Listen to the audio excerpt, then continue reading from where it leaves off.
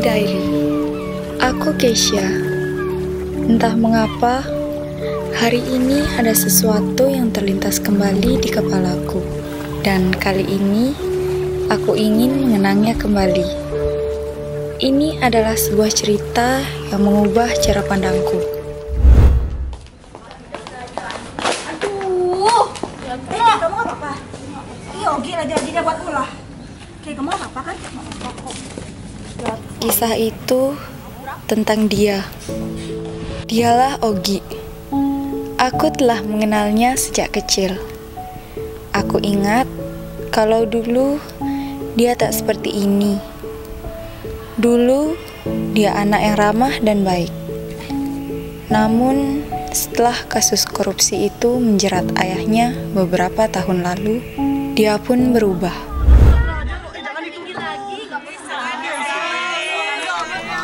Anak itu Ogi.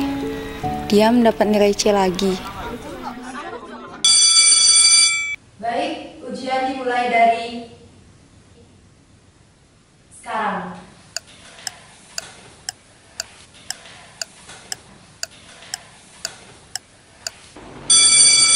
Baik, waktunya sudah habis.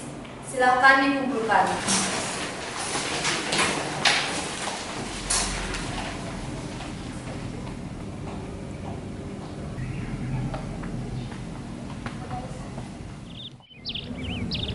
Sa, coba lihat sini. Coba deh lihat nilainya Ogi. Aku terkejut melihat nilai miliknya. Tak kusangka dia sungguh hebat bisa mendapat nilai yang jauh di atas dari nilai yang biasa didapatkannya. Saat itu aku belum memiliki pemikiran-pemikiran aneh.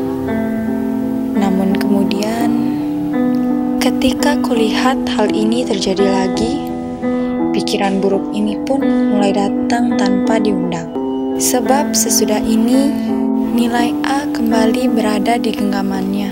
Wih, bisa juga tuh anak. Iya, no. A lagi dapatnya. Mati banget nilainya. Diam-diam menghanyutkan nih namanya. Duh, kok bisa ya dia dapat nilai A? Jangan-jangan dia pro lagi soal contek-mencontek. Maksudmu master kecurangan gitu? Mendengar semua itu, rasanya sulit mempertahankan malaikat baik untuk tetap di sisiku, melindungiku dari bisikan-bisikan itu, serta menjagaku dari setiap pikiran negatif yang menelusup ke kepalaku.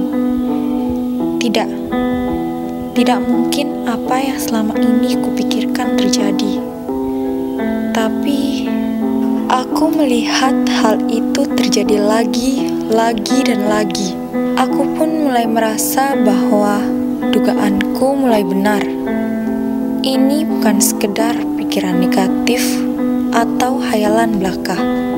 Semua ini mulai terlihat seperti sebuah fakta, sesuatu yang nyata.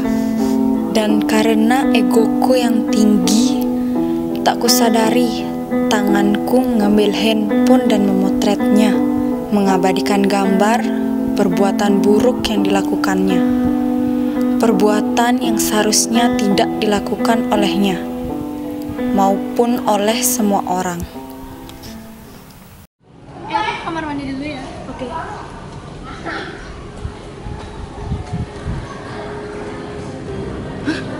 Apaan nih? Ih, share ke aku dong.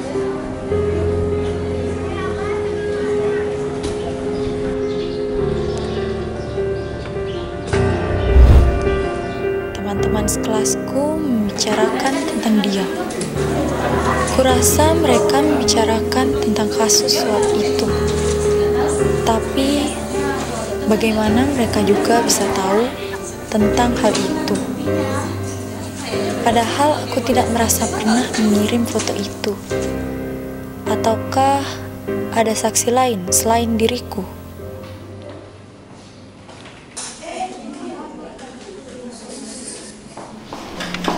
Itu orangnya. Gak nyangka banget ya dia bisa kayak gitu. Iya, padahal kelihatannya dia kalem, terus nggak suka nyari gara-gara gitu. Iya, sayang banget ya dia ngikutin jejak ayahnya. Saya diam gak sih? Berisik. Salah, nyoba lagi. Apa Ki bilang? Udah, duduk Ki.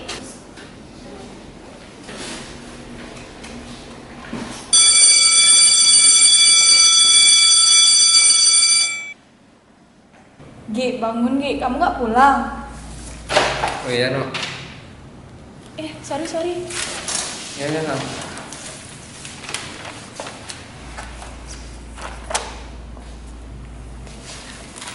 4.30. Itu anak kenapa? Kemudian hari itu dunia seakan berkonspirasi untuk menyadarkanku 4.30 akan apa yang sebenarnya terjadi.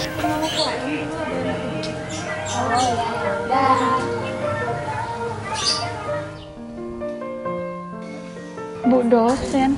Ini barang dari warung langganan. Tanganku bergetar saat aku mendengarnya.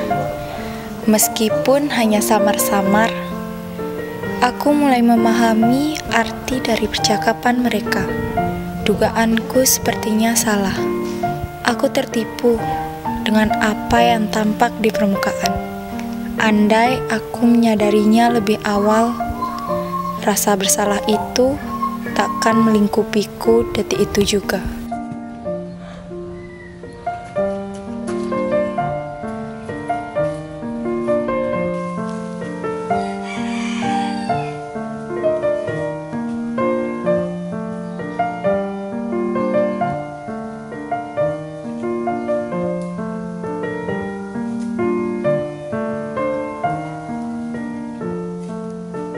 Saat itu, ada satu hal yang akan kuingat selamanya. Melihat bagaimana Ogi yang sesungguhnya, rasa kagum itu pun tumbuh dengan sendirinya. Walaupun tak langsung kusadari, aku tahu itu ada. Perlahan tapi pasti. Gunung pikiran buruk yang sempat mengisi kepalaku kemudian terkikis, terganti oleh rasa kagum yang terus mengisi hati ini. Kenapa rumah Ogi menjadi sederhana? Seingatku, dulu ia orang berada. Apakah karena ayahnya yang terjerat kasus korupsi itu benar adanya? Tidak. Aku tidak ingin memikirkannya. Yang penting saat ini adalah aku tahu kebenarannya. Bahkan jika isu itu benar, paling tidak aku paham bahwa ia tidak mengikuti jejak ayahnya. Pada akhirnya aku salah. Hanya berdasarkan pada pengamatan satu sisi serta pengaruh masa lalu Ogi yang katanya anak seorang koruptor.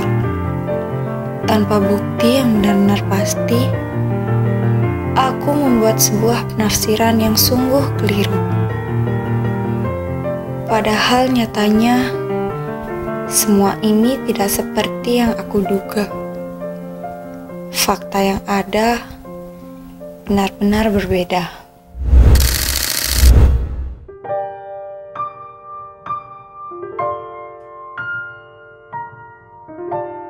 Aku masih larut dalam penyesalan itu. Karena itulah aku tulis semua ini.